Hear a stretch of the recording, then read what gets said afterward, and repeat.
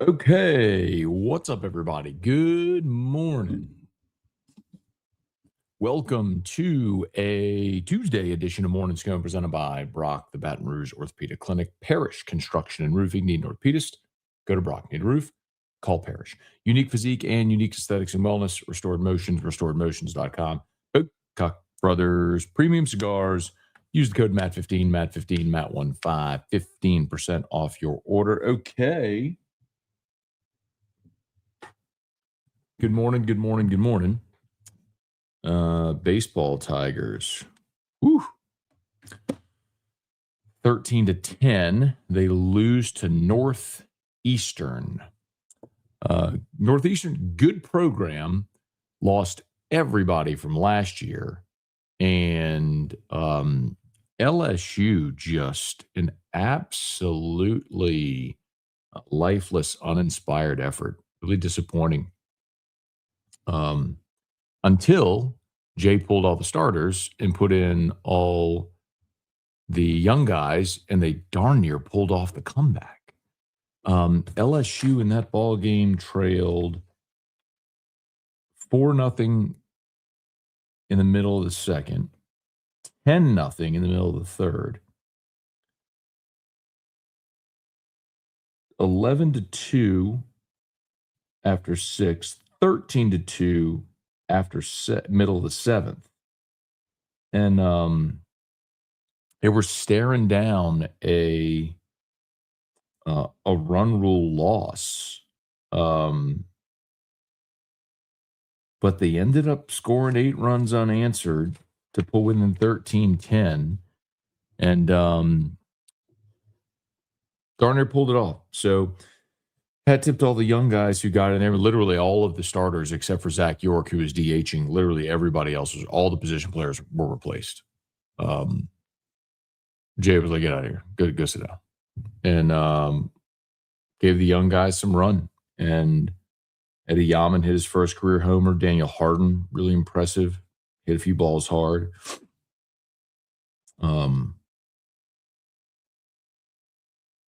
But couldn't quite complete the comeback, dug their hole too deep. So, I hope it's a good wake-up call for this team. Maybe it's fatigue, maybe taking a little too much for granted. But you don't waste it. If you're Jay, let that be a good wake-up call for the team to sort of lock back in after this last week, starting with the loss to McNeese last week. Be a little more locked in, and hopefully your day off today, they'll go play tomorrow at Lafayette, and then Sacramento State at the box this weekend. So a few more tune-ups here for conference play, and you have a conference play at Vanderbilt, who's struggling in their own right, but see if maybe this will be a good wake-up call for the team. So, all right, please smash the like button if you would. Subscribe to the channel, Facebook, like the page, share the post. Thanks for being there with us. We'll say some good mornings. We get rolling here. Hey, Brian, good morning from Salt Lake City. Fire change. Man. Are y'all proud of me? I've not done the midweek games. Don't matter, Rant. I've not gone there yet. Hey, Sean, good morning. Hope you get yourself a club hat. You think the Delhi story involves LSU tampering? I don't know. I didn't ask him, actually. And I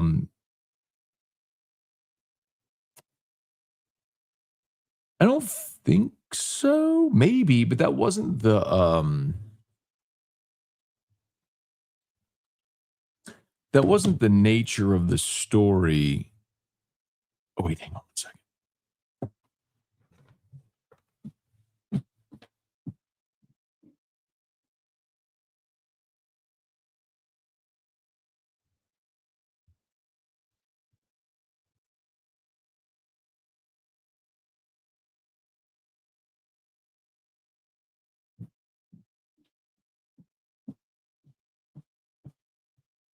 Remember the story when Ross said he had something coming up, it was more about that the the white paper that Louisville released yesterday, that Ross published, it wasn't about the tampering penalties. So I don't know. I didn't ask him. He just said that he would have a story out today that involved LSU. So we'll see.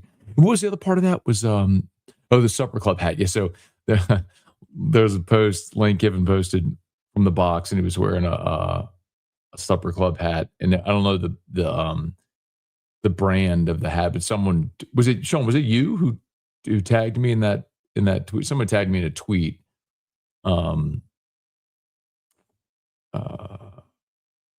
For it was they were trying to tag whoever the manufacturer was of that hat, or whoever the brand was of that hat. So, which I don't know, but it was a supper club hat that Lane Kiffin was wearing. It looked awesome. It was just like SPPR. It just said like SPPR right here. It looked pretty cool. I liked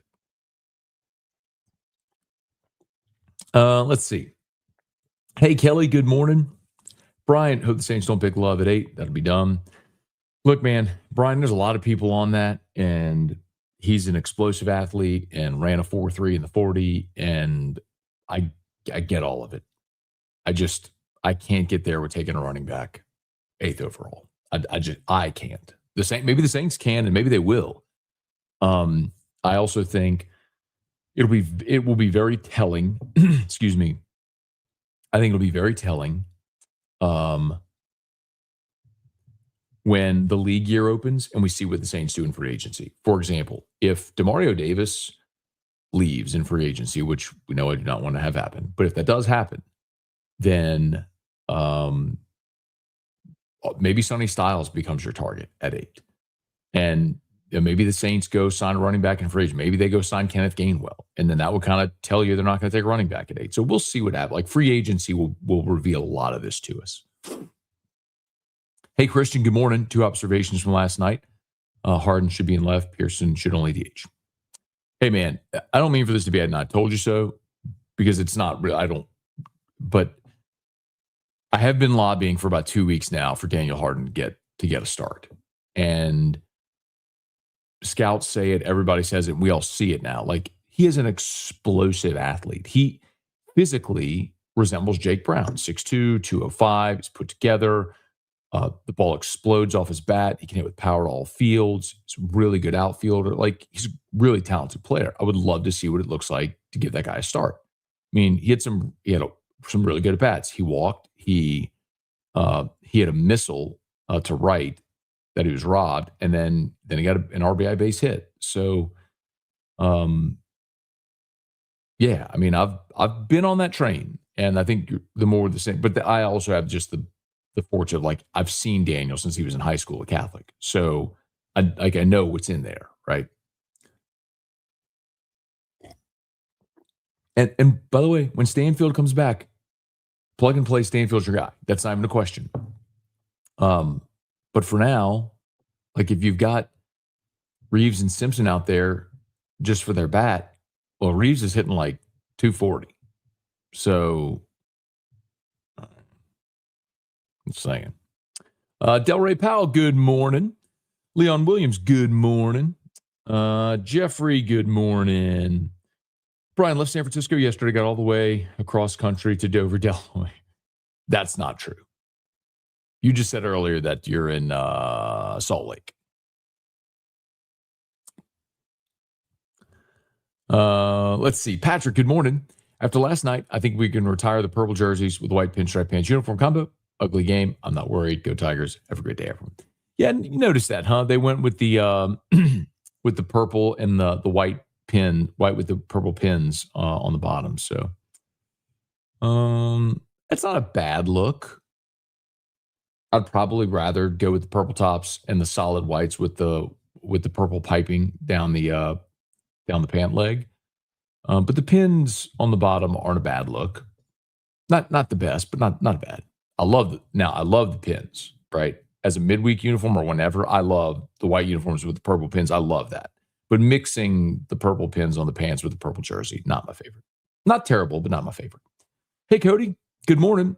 As an earlier commenter said, can't wait for the Fire Johnson and Geske chance to ascend. Arm about the game. Focus on making this The worst game you play all season. Cody, what's interesting is I think the more Jay has won, the less you hear that. Like I haven't heard after LSU lost last night, I've heard less melt certainly than last year when they got run ruled by Northwestern State. I think at this point people realize, yeah, it's going to be okay.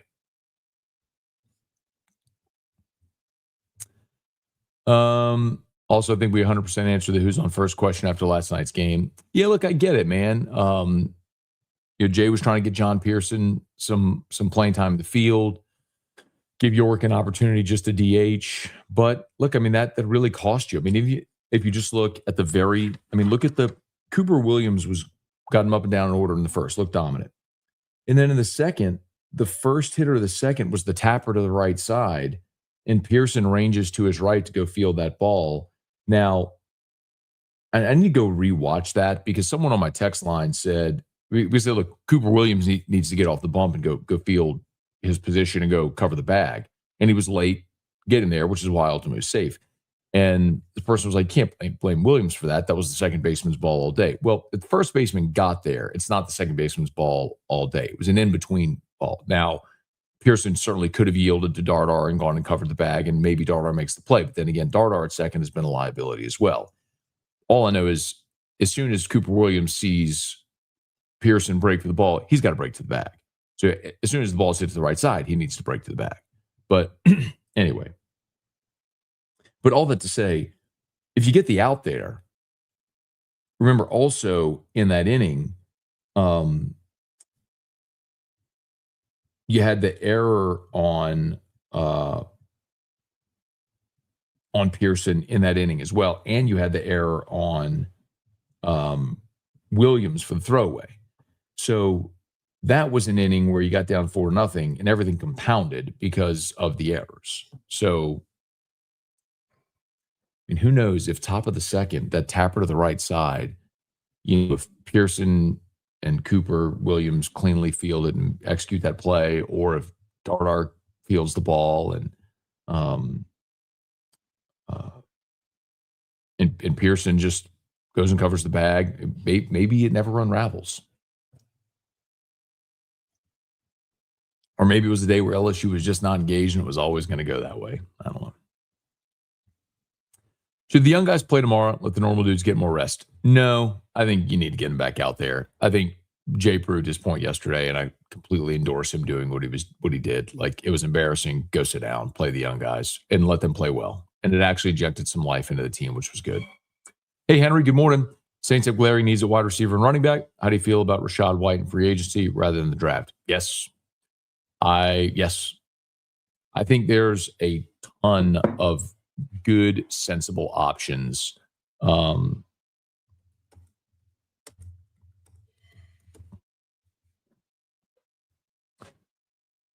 think there's a ton of sensible options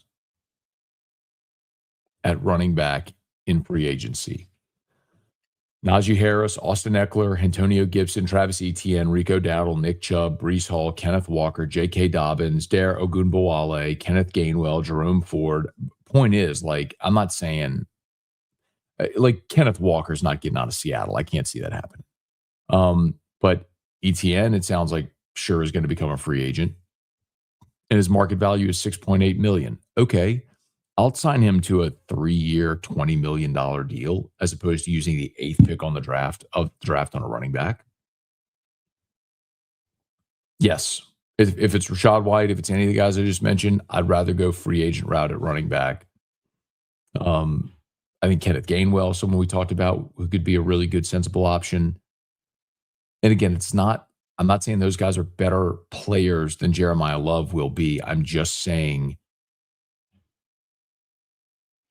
the return on investment at running back, the 8th overall pick, like, you're going to have to be a perennial All-Pro. It just doesn't happen. Hey, Jacob, good morning. Rusty, good morning. Rather get the lull out of the way early. Trust Jay. We'll get the bats rolling. Go Tigers. Hey, Kathy, good morning. Antonio, good morning. Josh Pate releases top 10 hated team. LSU came forward with potential number one. So, hey, Lynn. Marrero.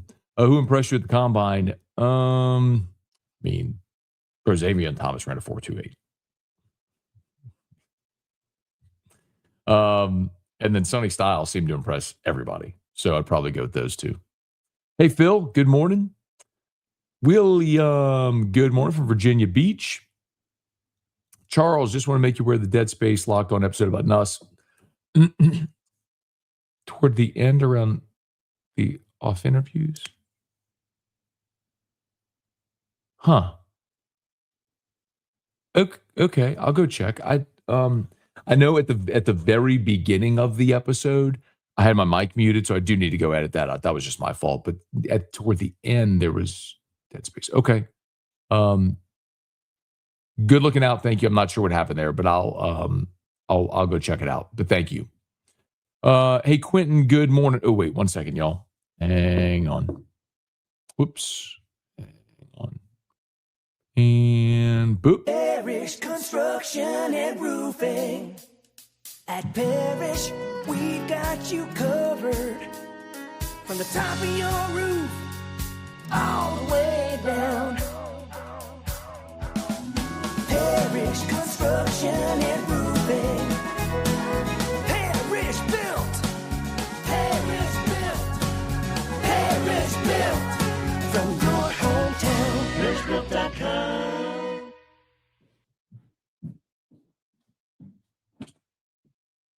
Mm-hmm.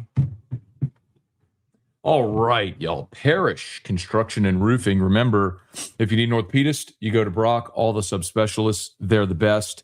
So many great docs, the docs that care, that run out on the field when, like Dr. Etheridge, when there's an LSU football player injured, Dr. Etheridge runs out on the field. Dr. Chip Bankston, who did my knee surgery, Brock Docs, brortho.com. Parish Construction and Roofing. Still time to enter for the $25K giveaway. Someone is going to win $25,000 cash money. All you got to do is sign up for a free no obligation roofing inspection at parishbuilt.com, parishbuilt.com, parishbuilt.com. We'd love to help you out. Parish Construction and Roofing. Let's see.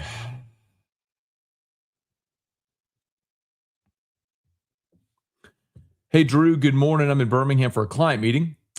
Joke with my wife, I should start with the Bama's burning invitation. Didn't have a morning screen. She didn't.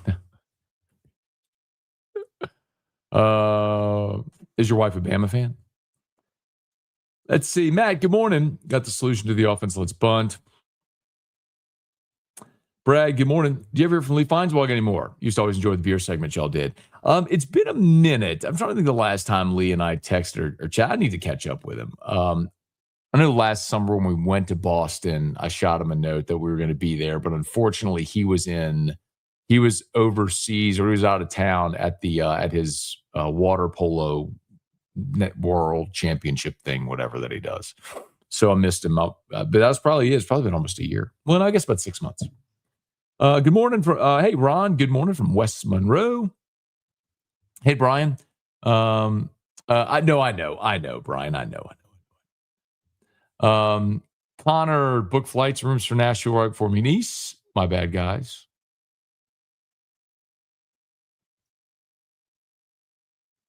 For Nashville.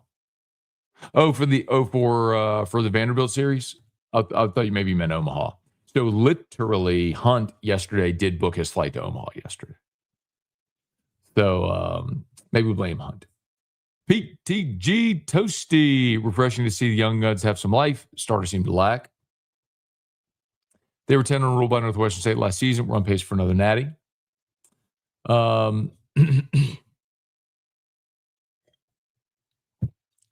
I did mention that. And after that 10 run rule against Northwestern State last year came at a bad time. LSU got swept by Auburn. They lost the Sunday game against Bama that they blew. They got run ruled by Northwestern State. And then after that was the game against Tennessee. It was the Jared Jones 1:17 a.m. game where they were getting completely handcuffed. And then they came back and got pummeled in game 2. And and then they were awesome in game 3 where Evans got the start and was really good. Jake Brown homered. Just Chris, good morning. Just here for the we lost midweek game and the sky's falling comments. See, Chris, that's my point. Like I haven't seen as much of it. And I think it's because people when Jays won 2 out of 3 championships, I think people are a little less on edge. That's why I love baseball. Flush hit football, you have to sit on it for a week. Yep, let's get back out there and play another one. Hey, Aaron, good morning. Cole, good morning.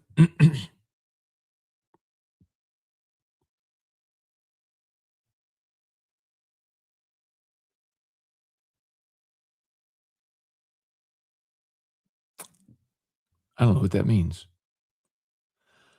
Chris, good morning. Jack, good morning.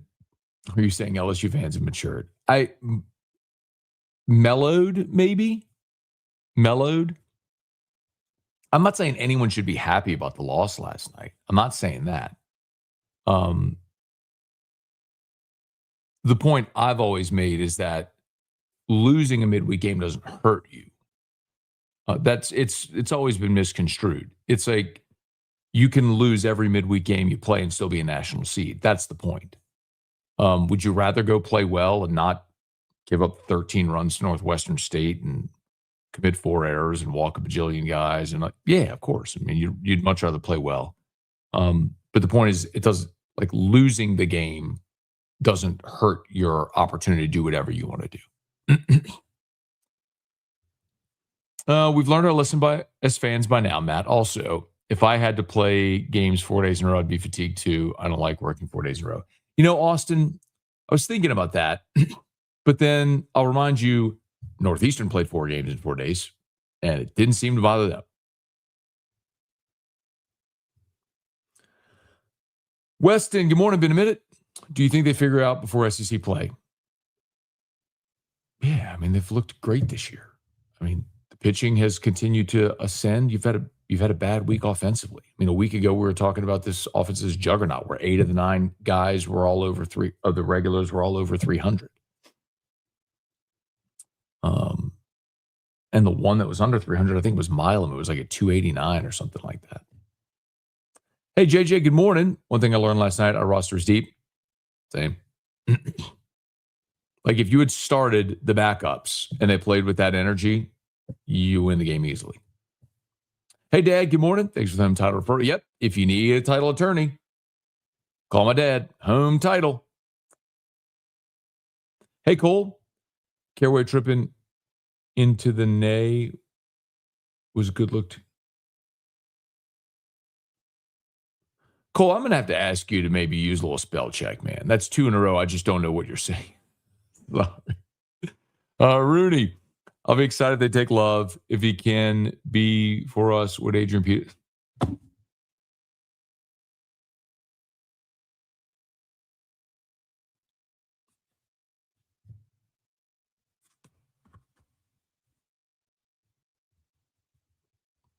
I agree. I'd be excited if he becomes a Hall of Famer.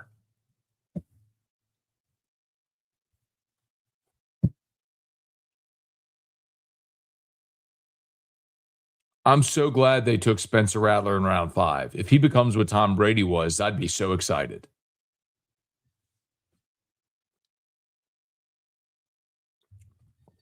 Smash the like button, subscribe to the channel, Facebook, like the page, share the post. Come on, Rooney. Coach Jay, let's see. With the news of Nuss' injury, why not sit out and take an injury red shirt? Oh, he wasn't coming back for another year. And they were all in to win last year. And I thought he could play. Again, I went through all this yesterday. And the thing is that I think it's so important to remember is like the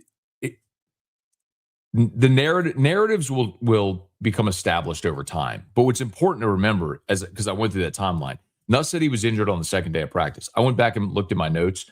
2 days after that, they had a full padded practice outside, and Nuss was a full go in that practice.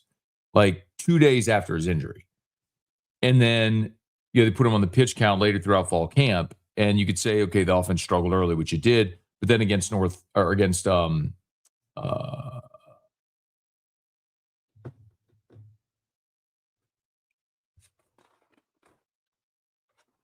Um,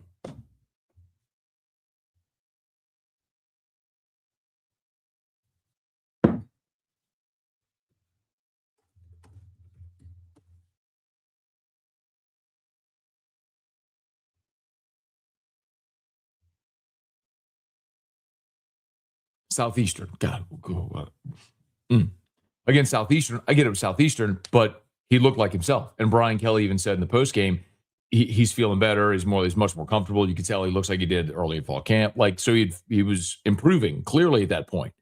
And then he dipped again. So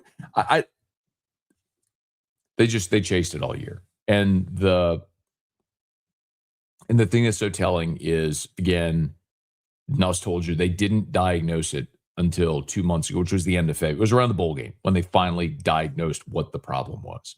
So, like, Nuss is complaining that he's got this pain in his side, and they can't find anything wrong with it. So, what do you think they're thinking?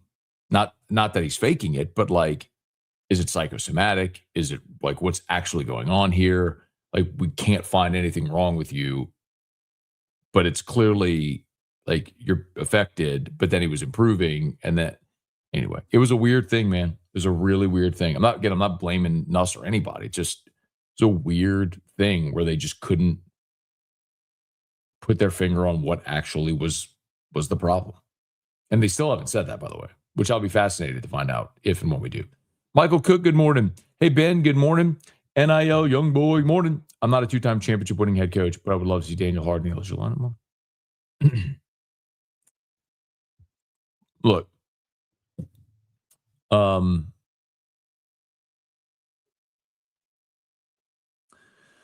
in this era, NIL, rev share, all that stuff, when you commit resources to certain players,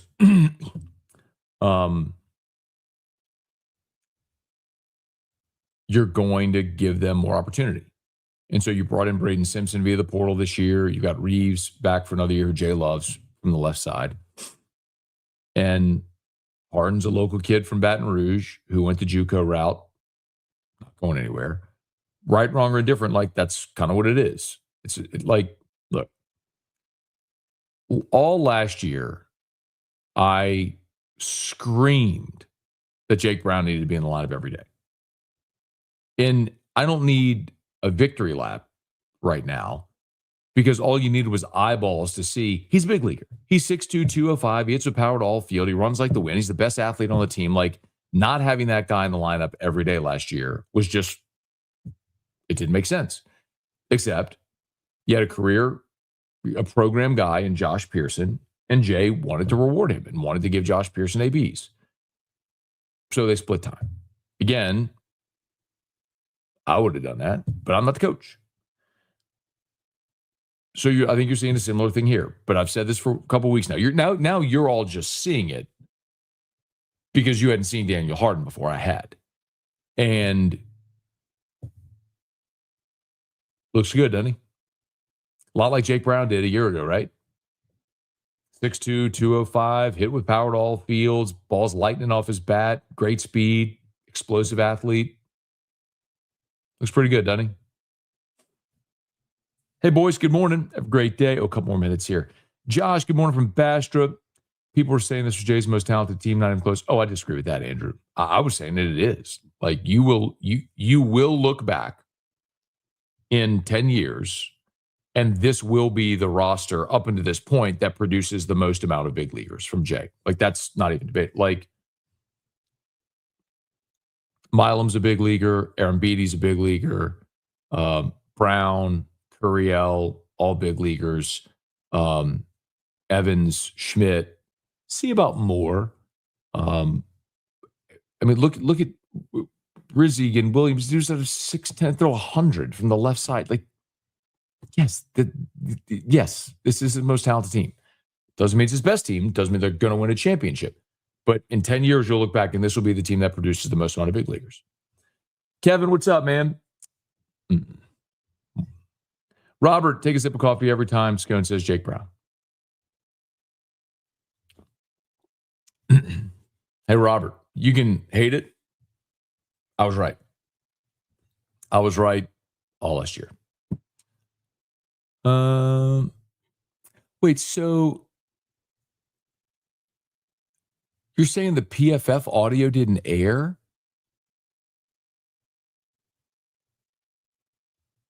Oh, no.